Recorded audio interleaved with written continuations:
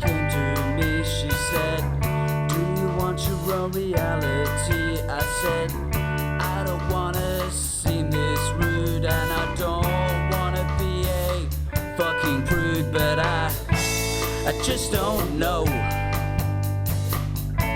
I just don't know. Where'd it go? Where'd it go? Where'd it go? Where'd it go?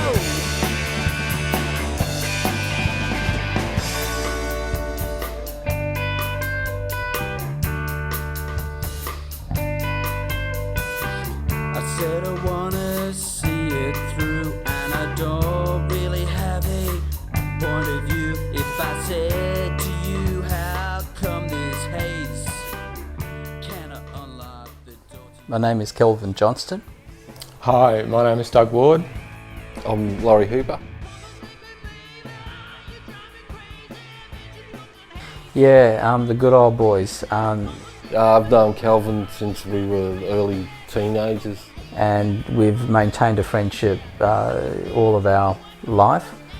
I really came into it a bit later on, so I basically was just looking around for a band, and I just auditioned with these guys, and they had a pretty hard-edged sound.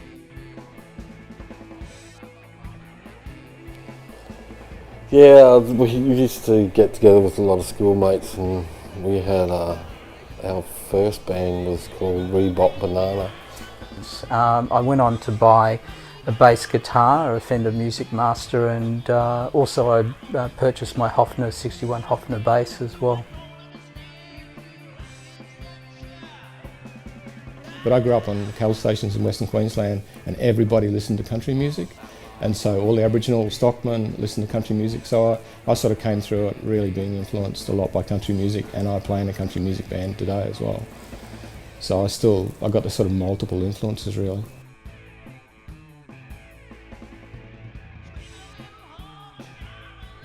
We heard the Saints, but the Saints wouldn't like to be called punk.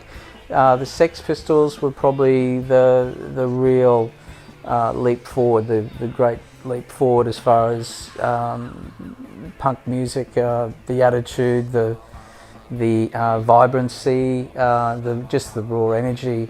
A lot of my influence came from the early English punk scene, so Clash and the Buzzcocks and Sham 69. I really liked Nick Cave, in the early days of Nick Cave, and a whole lot of sort of music and of that genre. As plus I have a whole alternative country music has always been a big influence on me as well.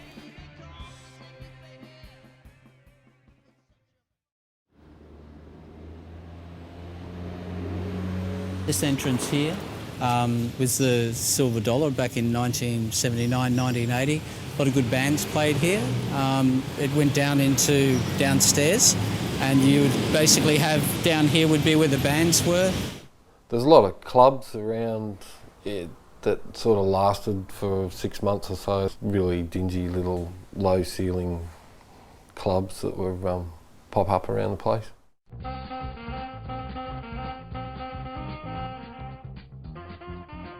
Because of the political oppression at the time, there was a lot of people were just banding together because that was a relevant thing to do, as far as there was a lot of oppression from the 20-odd task force police officers who would make it their business to stop you having fun. It was really quite intimidating. I went to quite a lot of demonstrations. I got locked up and I spent the night in the lockup with a couple of the professors from Griffith Uni, in fact. Walking up to you, if you were in a demonstration somewhere, they would walk up and just hold the camera right in front of your face and just flash your face. A lot of the kids were into their fashion statements, but a lot of them were, they were as tame as a pussycat, and yet they were being brutalised.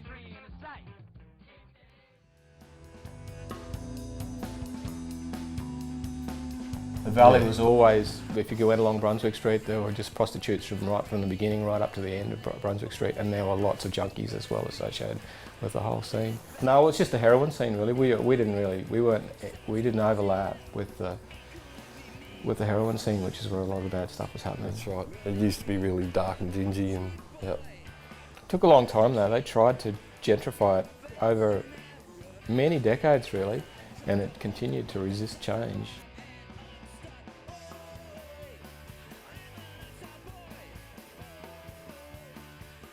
The oppression was getting to people, you know, they were taking harder drugs to deal with that, and it's something where I remember a 23-year-old friend of mine at the time having brainstem damage from alcohol and drug usage, and being in a fetal position as a 23-year-old, not being able to communicate to the outside world, but basically he could hear what was going on, so he was trapped in his own body.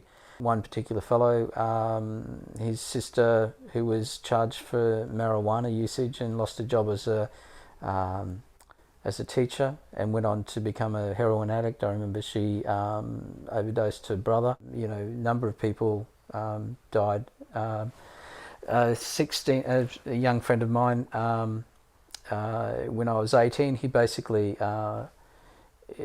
asked me how to use a gun at my father's house, and it was a Winchester pump action, and next day I found him with a bullet hole in his head, you know, and you know, doesn't muck around, a Winchester pump action.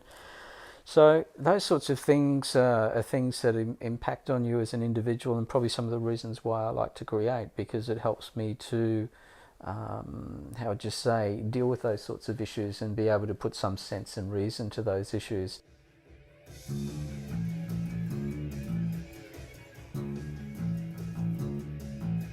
The Snowtown Trio, which is probably the most recent band that I continue to be in.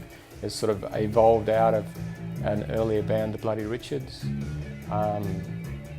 We decided to just try a new format and a different approach to the songs, mixing up electronic beats and rhythms with electric guitars rather than just doing straight band sounds.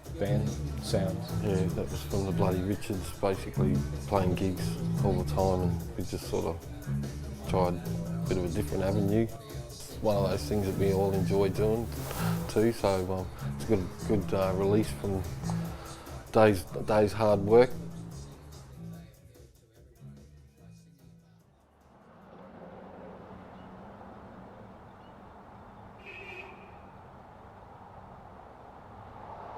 Brisbane is a hometown.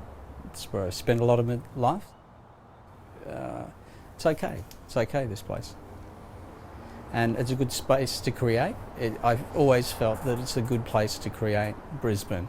And as such, I'll continue doing that as long as I can.